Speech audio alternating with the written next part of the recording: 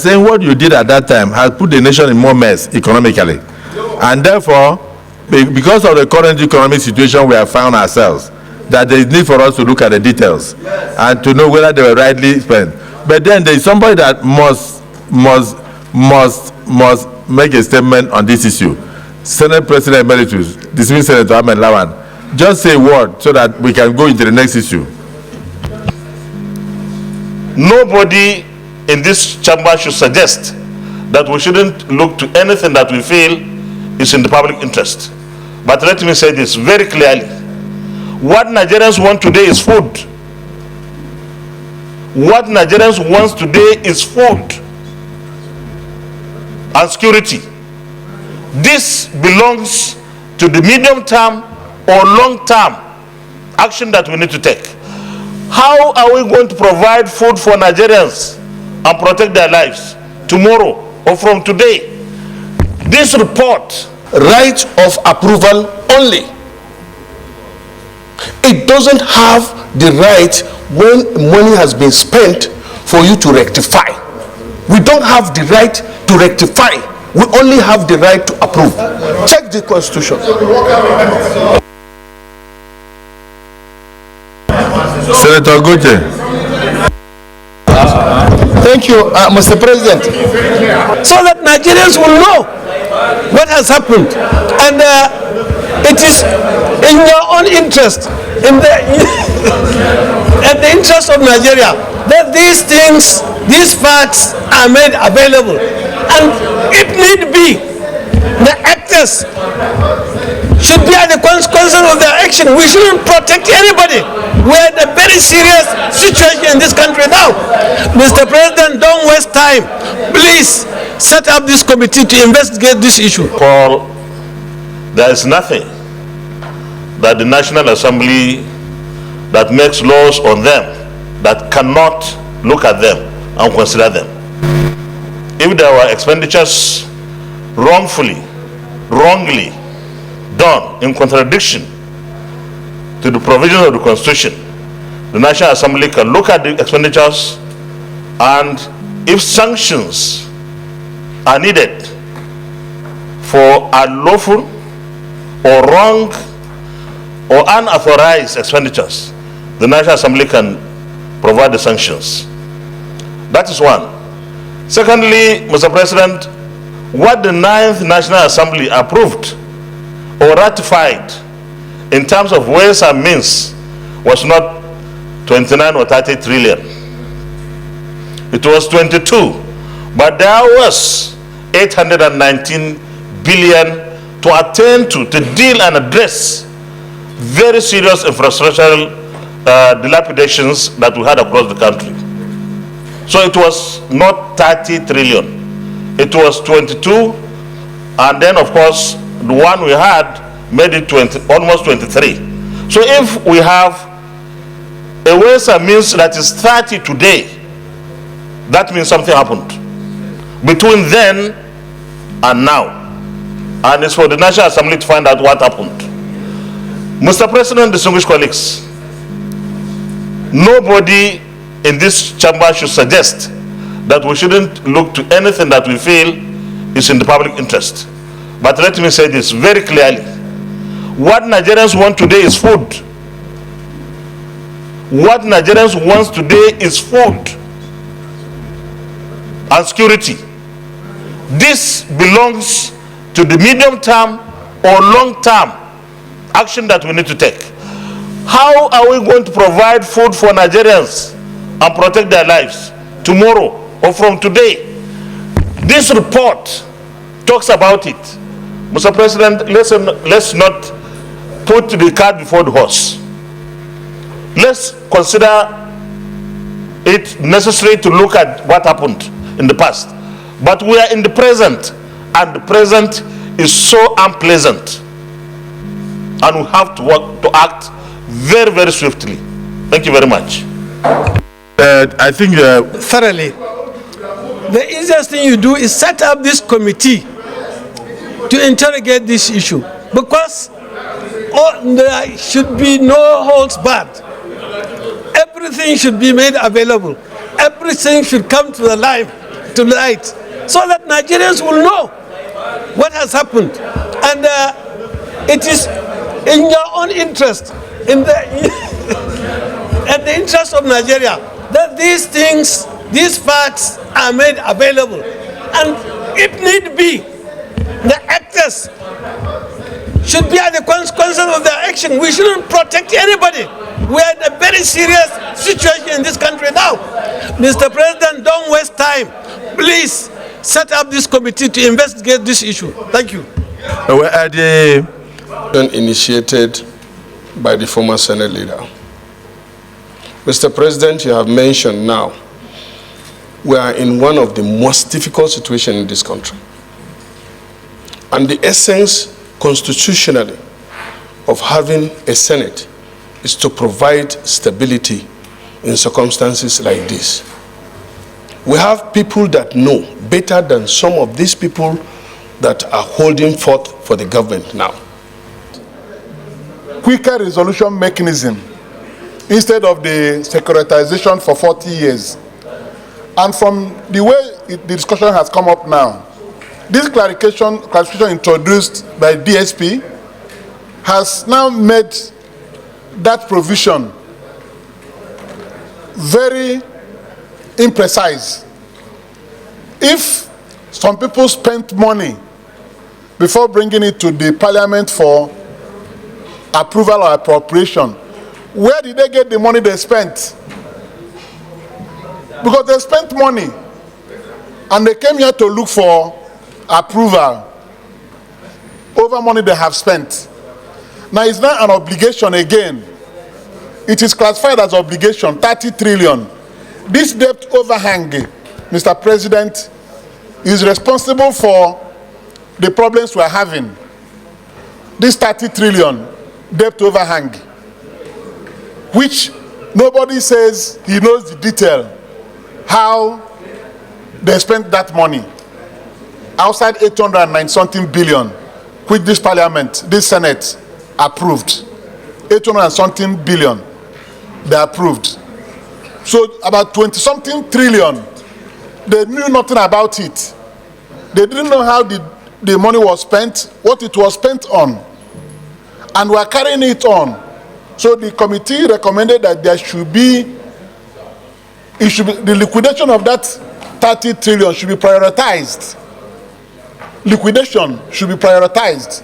It means that we should be able to take care of it through quicker resolution mechanism. So they didn't say what this quicker resolution mechanism will be.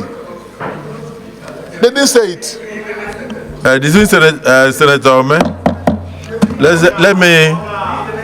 let me guide. If you they legalize the 22 billion the trillion that was given to us for the waste, it means we pass that one. But it doesn't mean we cannot investigate. We ask for details, yes, were not given to us, so we can investigate how the money was spent. It's our own right. But we have already legalized the spending by passing. No, we have legalized it by passing in this Senate. But we can still investigate. And that's what we are saying. But I think, Mr. President, since I am on my feet, protect me, Mr. President. Since we have almost agreed that we are going to set up a committee, all those details will be done at the committee level. So let's go ahead and set up a committee to investigate all those things. Details will be brought out by the ad hoc committee. I think I agree with you. On food security, because whatever, like you said, Mr. President, no matter what we do, if we are not able to put food on the table of Nigerians, then the whole essence of leadership that we are all part of at different and various levels will be defeated. So I recommend that private sector players that are into agro-allied businesses should be allowed to import food items to a certain period so as to be able to balance. And I appeal to Nigerians. I appeal to Nigerians in the name of God that created all of us and gave us the different various privileges he's giving us. Those of us that are hoarding food items should please bring them out for the sake of humanity. Because the Lord says, for whoever adds value to humanity adds to him. That is just for you to understand the magnitude of reward that comes along with adding value to humanity. Otherwise, what value would you add to God? So please, this is a special appeal for the sake of God. Then for CBN, sir, CBN should honor transactions that are being committed to. Transactions that are legitimate, transactions that are genuine and are of value addition. CBN should honor those transactions, because there are transactions that have already been done but yet to be honored by Central Bank of Nigeria. On the foreign exchange, when I saw the video of what happened yesterday at Zone 4, I laughed and I cried at the same time. I laughed because in 21st century, a great country like Nigeria should not embark on such a thing. What happened in Zone 4?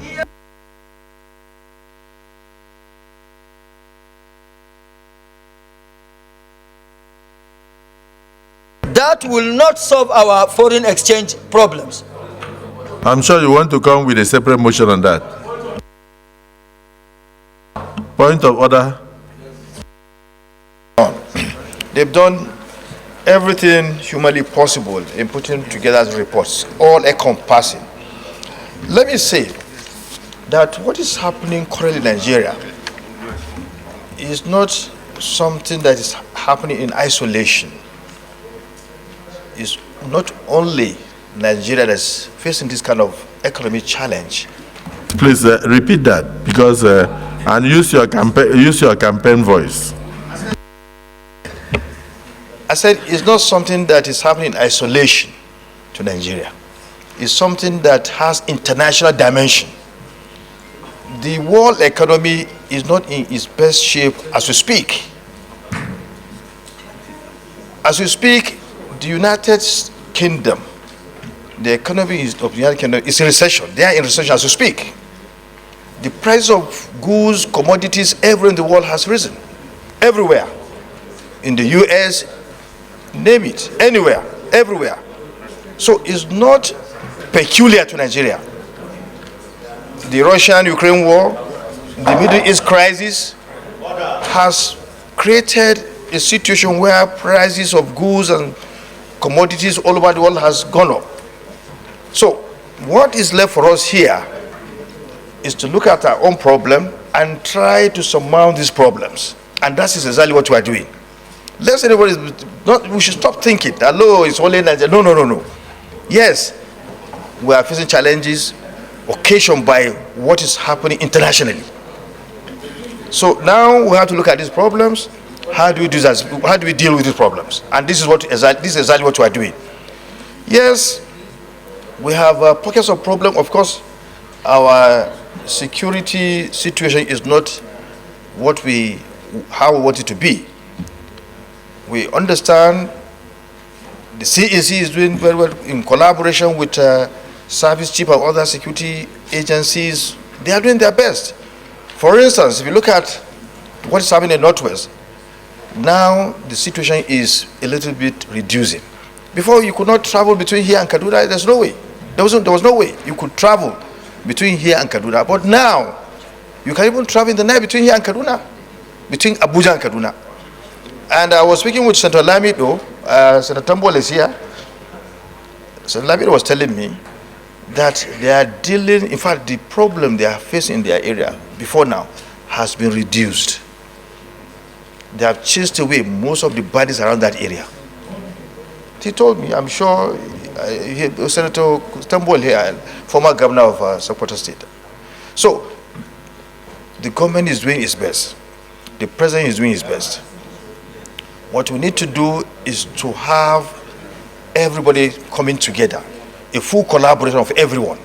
I said it when you left this, when you went out, that the state government should come on board. Let's not leave everything on the shoulders of the federal government alone. They should come on board. We did everything here. You know, we're talking about oil subsidy. We remove it. State governments are having more money now. They're taking home a lot of money. So let them bring what they are getting to collaborate with federal government to deal with these problems, but particularly issues of commodities. Buy them and give out to the poor. The president has directed that food should be released from strategic reserves of the federal government. Now, we want the state government to also make the same pronouncement. Let them also come with their own money. Let local government also come along. Here we have seen what the senators are doing. A lot have bought grains and distributed to their constituents. So also members of the House of Representatives, including yourself and myself. I'm distributing about 200,000, to 200,000 households. Let's hear what the state governments will do. Let's hear what the local governments will do. Let's not leave all this problem on the shoulder of the federal government. I so submit, Mr. President. Thank you. The wealthy in my state. Simon Lawan again, representing Plateau South. Mr. President, distinguished senators, to me, I will say I stand with a heavy heart today because of the surrounding events that are happening in the country. Some of us are those who traverse from the executive and run to also this place. I agree entirely with the conclusions of the committee on this issue, and also agree with some of the proposals that we are in an emergency situation. Emergency situation is like you see a house being burned by fire, and the principle is that if fire is there, you don't decide which kind of water to quench the fire. Both the dirty and the good water will be used. You will first quench that fire before you move on to deciding whether it is good or bad water. Number two, the fact that hunger, I agree, does not know tribe. Hunger does not know religion. When there is hunger, the entire thing is about anger. And in that kind of situation, when you get to a stage, it's difficult to contain. That is why some of the principles, because I moved from Labour to this place, if some of the agreements are signed were implemented within time, we will not get to this place. I know the content of those agreements with the Labour. If those agreements were discussed or were implemented timely, we will not get to this stage. Because most of the things that we are seeing today were all some of the things that Mr. President envisaged. And he said, as soon as we continue with implementation, it will reduce the pressure on the economy. Yes, people can now talk about interpretation. People can talk about economy in different perspectives, both the academic and the non-academic. I always believe that in situations like this, let us embark on practical approach. For me, the practical approach is that let us not be seen to be treating this matter with levity. The executive, federal executive is doing their best. But with this kind of motion, I think that there must be state of emergency, like somebody said. But my own concept of state of emergency should be that why can't we quickly convene a stakeholders meeting about this, recommend a stakeholders meeting to discuss the practical aspect. Because some of these practical aspects in addressing this issue will go beyond what we see as economic synthesis, and of course my good friend Wadada will also bring. But we're talking about practical realities, the local approach. In that kind of stakeholders approach, the common man, the worker, the ordinary man will be able to see that kind of solution. And until we address this kind of solution, we will not go back to issue of monetary policy. That is when we now have time to talk about monetary policy, because part of it is we are talking of agriculture, like my friend from my colleague from Benue said. We are talking of agriculture.